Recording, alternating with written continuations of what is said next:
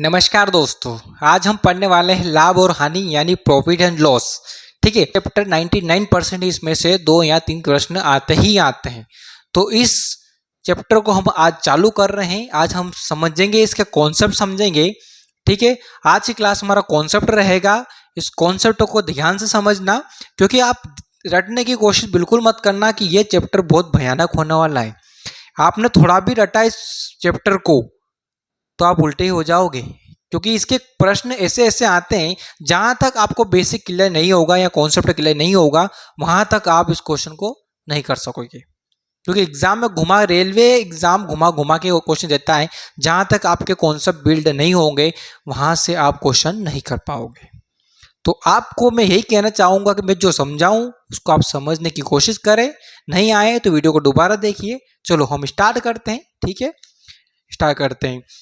लाभ और हानि में होता क्या है? लाभ और हानि में एक क्रय मूल्य होता है मेरे दोस्त। क्या होता है? एक क्रय मूल्य होता है।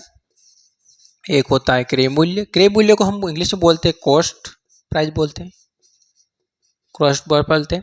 क्रय मूल्य क्या होता है? जैसे मैंने कोई मार्कर है, मेरा मार्कर 500 रुपये में खरीदा। क्या हो? 500 रुपये में खरीदा।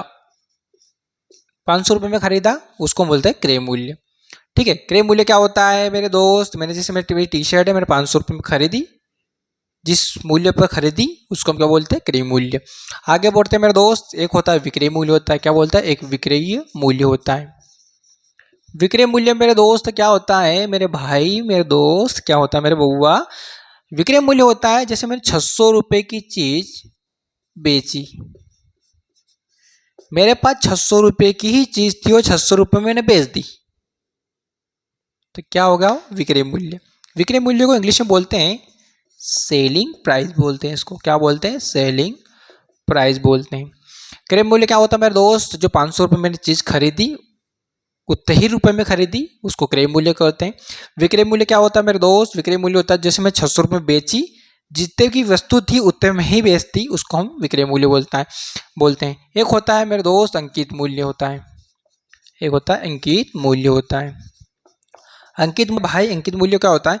जैसे आप किसी दुकान या किराने की दुकान पे जाते होंगे या कपड़े लेने जाते होंगे या मॉल में कभी भी गए होंगे, तो आपके जो प्राइस लिखी होगी, जैसे मेरा मार्कर है, मैं लेने जाता हूँ मार्कर, तो वहाँ पे जहाँ लिखा, मतलब लेने गया था, वहाँ पे लिखा होगा MRP करके लिखा होगा कि ये 50 रुपये का है। ठीक है, क्या लिखा होगा? 50 रुपये की MRP लिखी होगी। इसको MRP बोलते हैं। MRP लिखी होगी, 50 रुपये की चीज़ होगी ये। और आप लड़े झगड़ के इसको वहाँ से क्या लेके आए? दुकानदार से हमने 40 रुपये में लिया है। आप सोच रहे हो कि हमने दुकानदार को हमने क्या कर दिया? चूना लगा दिया। मगर मेरे दोस्त इस भ्रम में ना रहो कि आपने उसको दुकानदार को चूना लगा दिया। दुकानदार को चूना नहीं लगाया मेरे भाई, तुमको दुकानदार ने चूना लगा दिया है। क्योंकि जो चीज लिखी होती है MRP, वो इसलिए लिखी होती है कि आप लोग जैसे लोग जाएंगे वहां पे लड़ाई करके 50 रुपए की चीज 40 रुपए में लाओगे, तो उनको सब पता है। तो उनको दुकानदार है क्यों? दुकानदार इसलिए ही तो दुकानदारी कर रहा है कि पैसा कमाने का। आप सोच रहे हो कि उसको 50 रुपये का हम 40 रुपये में लिया है, उसको घाटे में चला गया। घाटे में कब जाएगा वो? दुकानदार क्यों खोली उसने? दुकानदारी ही क्यों खोली? घाटे में जाएगा तो। कोई भी व्यक्ति अपने घाटे में जाने नहीं जाता है। ठीक है, उसको बोलते हैं हम अंकित मूल्य। जैसे 500 रुपये की चीज MRP लिखी होती है, MRP लिखी होती है, जो अंकित मूल्य फिक्स होता है। ये अंकित मूल्य कब होता है? अंकित मूल्य तब आता है अपने पास बटे बटे करेंगे तब आएगा। इतना उसको छोड़ो, इतना समझो आप। क्रय मूल्य क्या होता है? 500 रुपये की चीज़ खरीदी, 500 रुपये की चीज़ खरीदी, उसको क्रय मूल्य बोलते हैं। विक्रय मूल्य क्या होता है? 600 रुपये की चीज़ थी, 600 में ही बेच दी, उसको हम विक्रय मूल्य बोलते हैं। अब हम बोलते हैं कि लाभ क्या होता है मेरे दोस्त? लाभ क्या होता है? जैसे कि मैंने 500 रुपये की चीज 600 रुपये में बेच दी, तो कितने का लाभ हो रहा है? 100 रुपये का हमारे पास लाभ हो रहा है। 100 रुपये का लाभ हो रहा है हमारे पास, उसको बोलते हैं हम लाभ। क्या बोलते हैं? लाभ। 100 रुपये का हमारे पास लाभ हो रहा है। अब आपको सवाल पूछता हूं कि अगर परसेंटेज में निकालना, हमें क्या में निकालना? परसेंटेज में निकालना मेरे दोस्त, तो इसको हम कैसे निकाल सकते हैं लाभ को? हमें कितने का लाभ हो रहा है मेरे दोस्त? कितने का लाभ हो रहा है? हमें 100 रुपये का लाभ हो रहा है। और वो किस पे हो रहा है मेरे दोस्त? जो कि चीज जो खरीदेंगे अपन, कि जिस मूल्य में खरीदेंगे, अपन जिस खरीदे उसको ज़्यादा में बेच दिया, तो जो खरीदा है कोई क्रय मूल्य उस पे बेचेंगे, उस पे हमारे पास लाभ हुआ। क्या हुआ? क्रय मूल्य पे लाभ हुआ, तो हम 500 हम नीचे लिखेंगे और इंटू 100 कर देंगे। ठीक है, 2 जीरो से हम 2 जीरो उड़ा देंगे, 5 जाएगा 2 बार और ये पीछे की जीरो आ जाएगी, तो 20% हमारा लाभ हो गया। क्या हो गया? लाभ आ गया। परसेंटेज भी निकाल दिया। आपको बोलेंगे कि इसमें 500 की चीज़ खरीदी और 600 में बेची तो लाभ कितना हुआ? 100 रुपये का लाभ हुआ। अगर परसेंटेज में पूछे तो 20% का लाभ हुआ। ठीक है, ऐसे ही अगर मैं बोल दूं आपको कि ये चीज़, इसको हटाओ, ठीक है, ये चीज़ हमने 400 रुपये, 500 रुपये की चीज़ खरीदी हमने और हमने 400 रुपये में बेच दी, तो हमें तो घाटा हो गया मेरे दोस्त, लॉस हो गया। हमको तो बहुत बड़ा लॉस हो रहा है। कैसे लॉस नहीं हो रहा?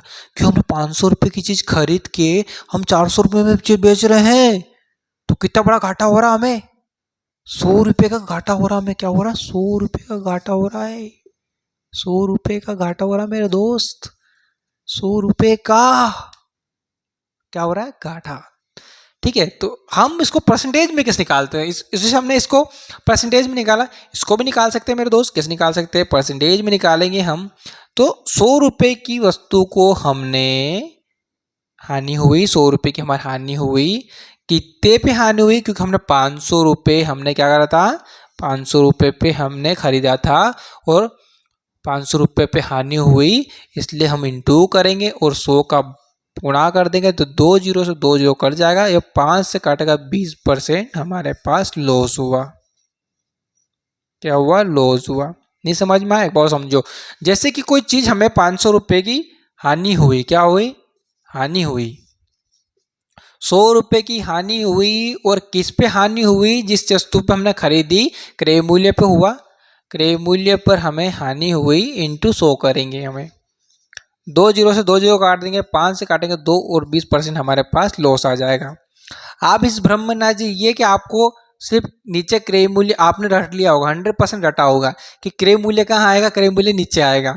नहीं मेरे दोस्त, इसको रटना मत, बिल्कुल मत रटना, क्योंकि आपको क्वेश्चन में दे देगा कि क्रय मूल्य और विक्रय मूल्य दोनों बराबर है। आप विक्रय मूल्य को क्रय मूल्य को विक्रय मूल्य मानिए, ऐसा क्वेश्चन बना के देगा। और मैं क्वेश्चन लाऊंगा आपके सामने, वो बताऊंगा मैं।